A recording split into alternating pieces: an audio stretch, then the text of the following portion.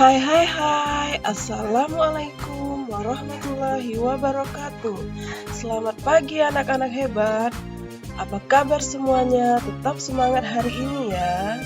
Kali ini kita akan belajar tema 4, subtema 2, pembelajaran 2. Klik tombol di bawah ini untuk memulai pembelajaran ya. Berikut ini petunjuk tombol.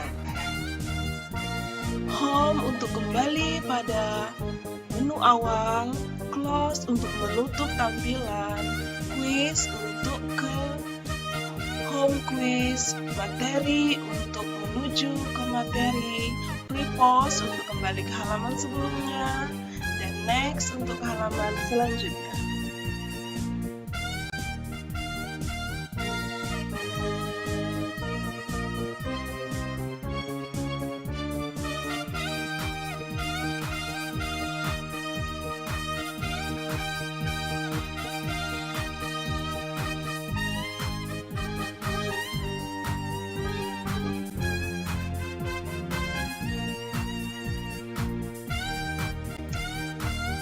Seperti yang kita ketahui, globalisasi banyak membawa manfaat bagi masyarakat dunia. Warga dunia memiliki banyak kesempatan untuk mengembangkan dirinya. Nah, Mang Samad adalah salah satunya. Mang Samad adalah seorang pengusaha yang berhasil mencapai kesuksesan. Ayo kita simak kisah Mang Samad. Perajin Garut yang menembus dunia. Sekarang ini siapa yang tak kenal Mang Samad, perajin sendal kulit dari Garut. Ia sering sekali diundang di berbagai acara temu wirausaha untuk menjadi pembicara dan pemberi motivasi bagi para wirausahawan muda. Memang kerja keras Mang Samad patut dicontoh. Tak banyak wirausahawan kecil seperti dirinya yang bisa berkembang hingga terkenal di mancanegara. Dulu Mang Samad hanyalah seorang penjajah sandal kulit keliling. Ia berjalan dari desa ke desa, kemudian memberanikan diri beberapa minggu sekali pergi ke Jakarta untuk menjajakan sandal kulit yang diambilnya dari pabrik. Dari pengalamannya menjajakan dagangan, ia jadi tahu keinginan pembeli. Ia jadi tahu model seperti apa yang menjadi favorit pembeli. Ternyata semakin rumit bentuk jalinan kulit sebuah sandal, apalagi untuk laki-laki, justru tidak diminati. Bentuk sederhana dan klasik tetap menjadi favorit pembeli. Namun kualitas kulit dan jahitan sandal menjadi hal utama. Merasa tak puas jika hanya ingin menjajakan, Mang Samad pun belajar untuk membuat sandal. Keterampilan dasar memproses dan menjahit kulit sudah Mang Samad miliki, karena desa tempatnya tinggal merupakan desa pengrajin sandal. Mang Samad hanya memperluas keterampilannya dengan belajar membuat pola sandal, belajar mengenal aneka bahan, lalu menambahkan pengetahuan minat pembeli dari pengalamannya berjualan. Mang Samad mulai bereksperimen dengan berbagai model sandal buatannya sendiri. Ia mencoba membuat sedikit, kemudian menitipkan di toko atau ke temannya yang berkeliling. Ketika laku, ia membuat lagi, mencoba model yang baru, mencoba warna yang baru, lalu begitu seterusnya. Hingga suatu saat, ia tidak bisa lagi memenuhi permintaan pembeli dengan tenaganya sendiri. Maka mulailah Mang Samad mencari pegawai yang bisa membantunya. Dari 1-2 pegawai, sekarang sudah lebih dari 10 pegawai yang bekerja membantunya.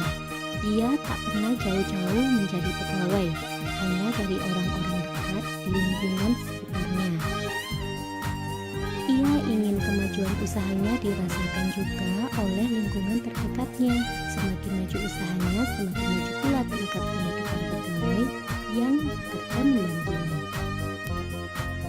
Mang Samad tidak saja menaikkan taraf hidupnya, tetapi juga membantu memajukan taraf hidup masyarakat di lingkungannya. Belajar yang tak pernah henti membuat usaha yang dirintis Mang Samad terus berkembang. Berbeda dengan produk sandal Garut yang model dan bahannya tak berubah dari waktu ke waktu. Mang Samad sering memperhatikan model sandal dari waktu ke waktu.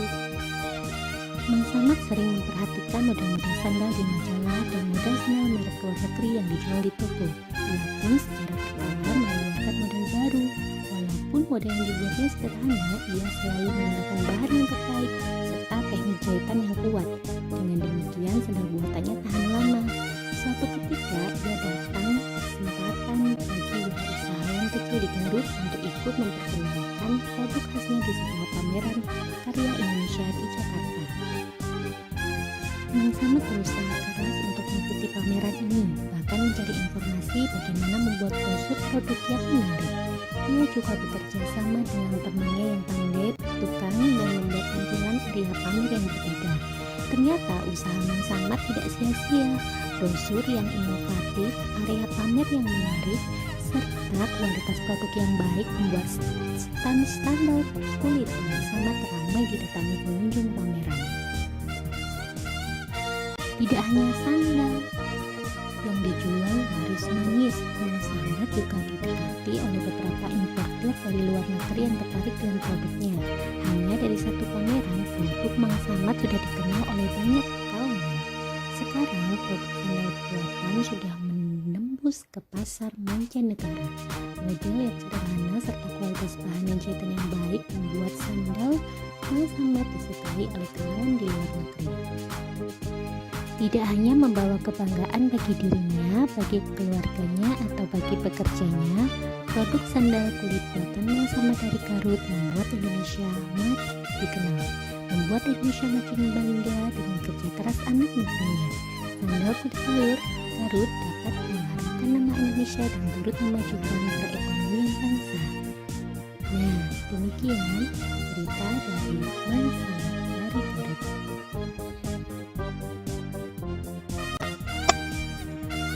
Masyarakat Indonesia mempunyai keberagaman di bidang ekonomi. Seperti yang kita lihat pada gambar di bawah ini, ada yang bekerja di bidang pertanian, ada yang berdagang, tukang cukur, pengamen, dan sebagainya. Keberagaman di bidang ekonomi tersebut dipengaruhi oleh banyak faktor. Salah satu faktornya yaitu keterampilan. Setiap manusia tentu memiliki keterampilan yang beragam. Ada yang pandai dalam bidang pertanian, ada yang terampil dalam memasak, ada yang terampil dalam melukis, ada juga yang terampil dalam bidang olahraga. Kemudian, pendidikan. Untuk meningkatkan kualitas kita di bidang pendidikan, tentu kita terus berusaha melatih diri untuk terus belajar sejak dini, agar masa depan kita menjadi lebih baik, serta jangan lupa untuk terus berusaha keras.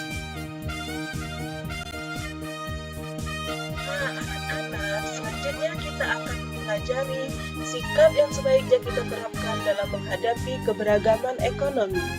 Yang pertama, kita terus berusaha untuk meningkatkan kemampuan diri kita. Dengan cara apa? Dengan cara terus berlatih, belajar. Hal ini kita lakukan agar kita memiliki masa depan yang lebih baik. Yang kedua, bekerja sama untuk meningkatkan kondisi ekonomi. Seperti yang dilakukan oleh Mang Samad, ia terus berusaha dan bekerja sama agar kondisi ekonomi masyarakat sekitar juga semakin membaik. Yang ketiga, tidak bersikap sombong jika memiliki keluarga yang beragam.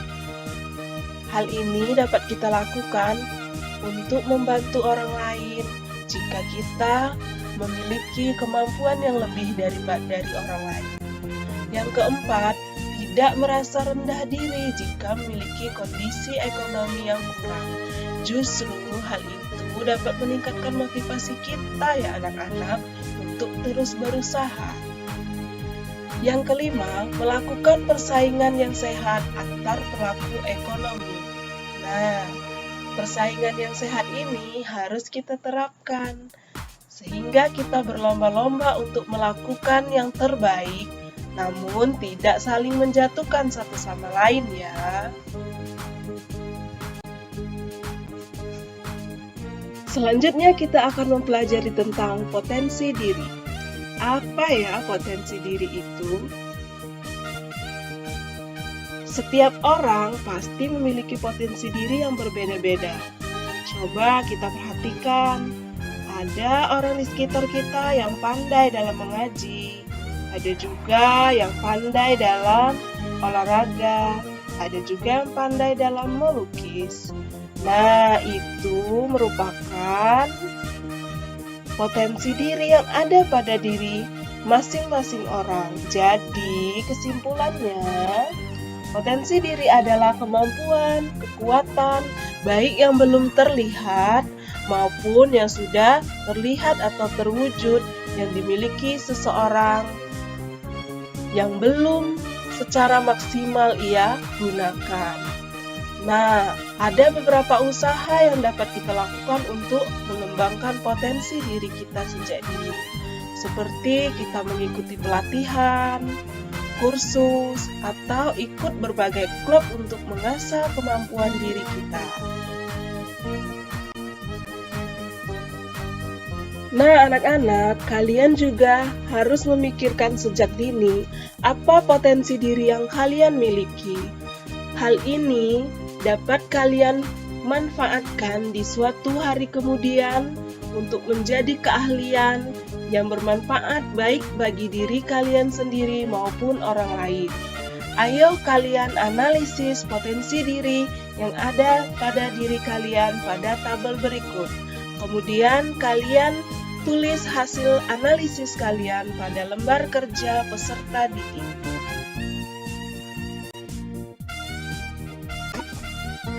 Selanjutnya, kalian akan belajar memberikan penilaian terhadap poster yang telah dibuat oleh teman kalian secara berpasangan.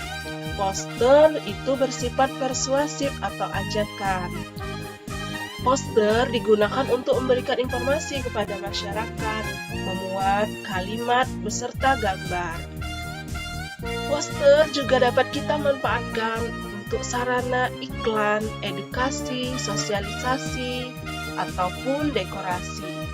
Nah, kalian dapat memberikan penilaian terhadap karya poster yang dibuat oleh teman kalian. Kalian perhatikan tata bahasanya, apakah ilustrasinya menarik dan mudah diingat, apakah tata letak tulisannya sudah baik.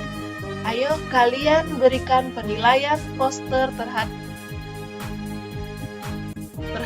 temanmu. Gunakan bahasa yang santun dalam memberikan penilaian. Semangat ya anak-anak. Berikut adalah tabel yang dapat kalian gunakan untuk memberikan pendapat dari poster yang telah dibuat oleh teman kalian secara berpasangan. Tulis hasil pendapatmu pada lembar kerja yang telah dibagikan.